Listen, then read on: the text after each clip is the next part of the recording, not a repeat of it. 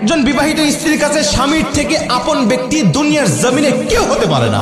তাতে আপনি যতই যুক্তি দাঁড় করান না কেন, যতই আপনি যুক্তি দাঁড় করিয়ে কথা বলেন না কেন, একজন স্ত্রীর জন্য স্বামীর চেয়ে আপন ব্যক্তি দুনিয়ার জমিনে কেউ হতে পারে না। নির্দিষ্ট একটি বয়সের পরে মা বাবার কাঁধেও মেয়েরা বোঝা হয়ে যায়, কিন্তু স্বামী নামক মানুষটা আমৃত্যু পর্যন্ত জীবনটা সংগ্রামে লড়িয়ে যায় শুধুমাত্র তার স্ত্রী সন্তানকে ভালো রাখার জন্য।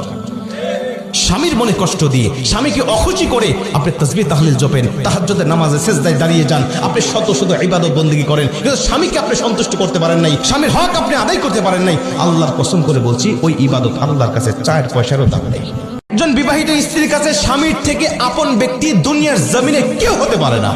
তাতে আপনি যতই যুক্তি দাঁড় করান না কেন, যতই আপনি যুক্তি দাঁড় করিয়ে কথা বলেন না কেন, একজন স্ত্রীর জন্য স্বামীর চেয়ে আপন ব্যক্তি দুনিয়ার জমিনে কেউ হতে পারে না। নির্দিষ্ট একটি বয়সের পরে মা বাবার কাঁধেও মেয়েরা বোঝা হয়ে যায়, কিন্তু স্বামী নামক মানুষটা আমৃত্যু পর্যন্ত জীবনটা সংগ্রামে লড়িয়ে যায় শুধুমাত্র তার স্ত্রী সন্তানকে ভালো রাখার জন্য।